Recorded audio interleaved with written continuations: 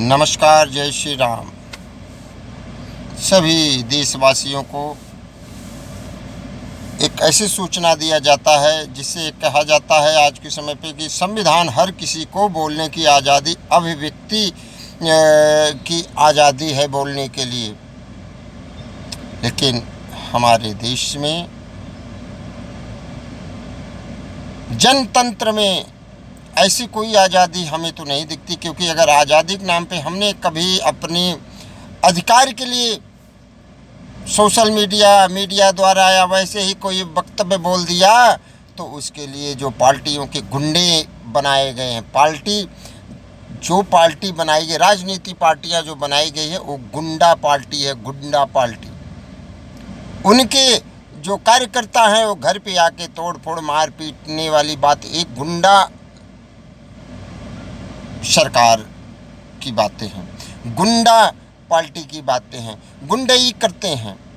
क्योंकि अगर इनके खिलाफ ये आपको बताऊं, केरल में अगर राहुल गांधी के खिलाफ कोई कुछ बोल दिया जाए,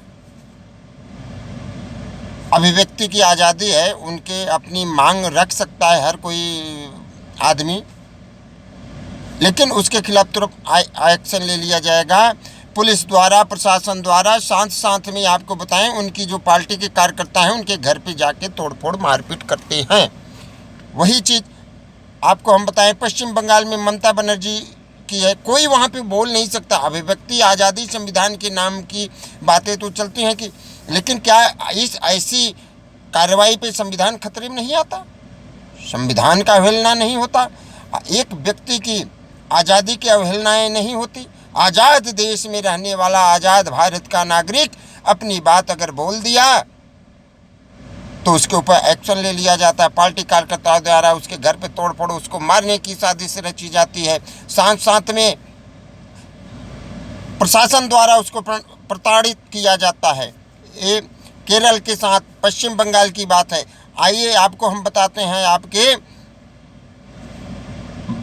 पंजाब की बातें। पंजाब में भी अगर किसी ने भी आम आदमी पार्टी के खिलाफ अगर अपनी अभिव्यक्ति, अपनी मांग रख दिया, अपनी बातें रख दी, तो उसके ऊपर एक्शन ले लिया जाता है पुलिस द्वारा, शासन प्रशासन द्वारा उसके ऊपर कार्रवाई करी जाती है और साथ में उसको गिरफ्तार किया जाता है। साथ में आम आदमी पार्टी के जो कार्यकर्ता हैं उनके घर पे जाकर तोड़फोड़ करते हैं।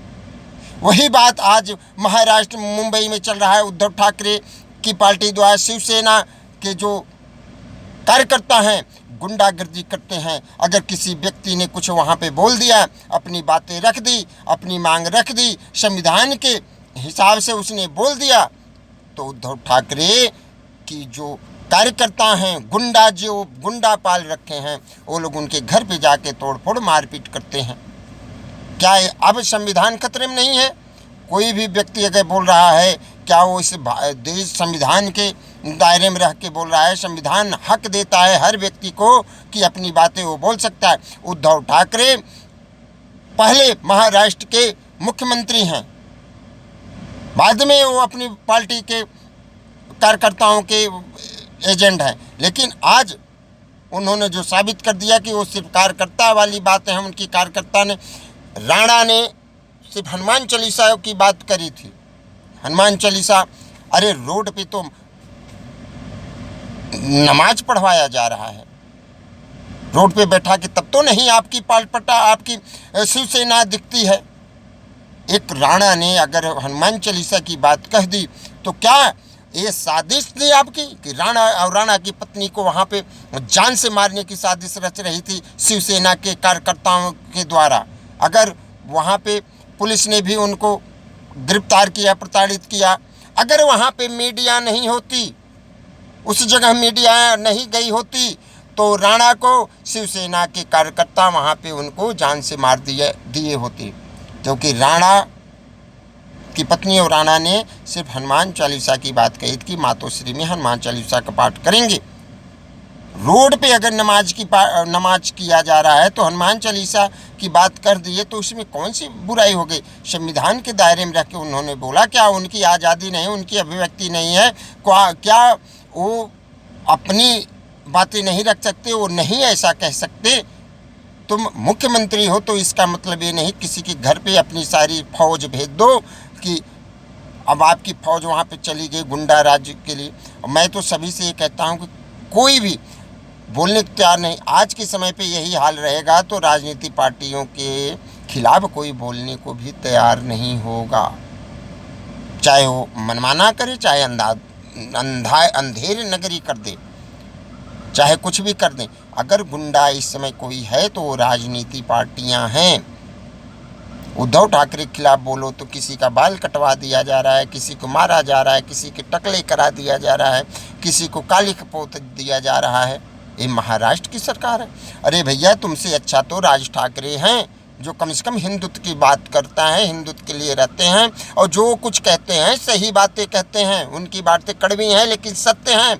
कड़वी जो होती है वो बहुत लाभदायक होती है। इसलिए सावधान रहिए देशवासियों, किसी पार्टी के खिलाफ मत बोलिए, क्योंकि आज के समय पे जो पार्टियां हैं वो गुंडा राज की पार्टियां चल रही हैं। राज्य में जिनकी पार्टियां बन गई हैं उनके खिलाफ बोलोगे तो आपको उनके कार्यकर्ता जो गुंडे पाल रखे हैं आपके घर पे तोड़ फोड़ मारपीट करेंगे, आपकी बहन बेटियों का इज्जत करेंगे। इसके लिए ना सरकार बोलेगी, ना केंद्रीय मंत्रियां बोलेंगे, ना केंद्र सरकार बोलेंगी, ना सुप्रीम कोर्ट बोलेगा, ना तो प्रदेश की पुलिस ही बोलेगी, ना हाई कोर्ट बोलेगा। कोई बोलने को तैयार नहीं। चाहे कोई संगठन वाला की हुई ना हो, कोई संगठन इस बीच में नहीं है। राजनीतिक पार्टी के आगे सारे संगठन विफल हैं। कोई संगठन आगे आने को तैयार नहीं होता। राणा के खिलाफ कोई संगठन आया, राणा के पक्ष में कोई संगठन ने बोला, कोई नहीं बोला। राणा को आज जेल किया गया। मकसद सिर्फ उन्होंने मातोश्री के सामने हनुमान चालीसा करने की पाठ करने की बात कही थी। तो इसमें इतनी बड़ी बवाल क्या कि उद्धव ठाकरे क्या, उनकी सेना, उनकी शिवसेना के कार्यकर्ता उनके घर पे चढ़ गए, उनको गालियां शब्द दिए जा रहे हैं, उनकी माँ बहनों की। जान की ये साजिश थी, राणा को मारने की साजिश थी और कुछ नहीं था। कार्यकर्ताओं द्वारा राणा के ऊपर अटैक किया जाता, लेकिन वहाँ पे धन भाग मनाइए, धन्यवाद दीजिए प्रेस वालों के जो वहाँ पे डटे रह गए, जिसकी वजह से ऐसी कोई वारदात नहीं हो पाई। आज की राजनीतिक पार्टियां जो हैं गुंडा पार्टी कही गई है। इससे अच्छा जो सब कहते हैं मोदी ने किया, योगी ने, भैया हम तो सबसे अच्छा योगी और मोदी को जानते हैं, क्योंकि यहीं CAA की रैली में, शाहीन बाग में देख लीजिए, किसान रैली में देख लीजिए, मोदी योगी को इतनी गालियाँ दी गई, BJP वालों को इतनी गालियाँ दी गई, अमित शाह को इतनी गालियाँ दी गई, फिर भी उन्होंने कुछ नहीं बोला। इसलिए देश हित और राष्ट्र हित की चाहने वाली अगर कोई पार्टी है तो भारतीय जनता पार्टी, मोदी जी, योगी जी ही हैं, ये मान के चलिए। और तो सब अपने स्वार्थ के लिए किसी का भी गला कटवा सकते हैं।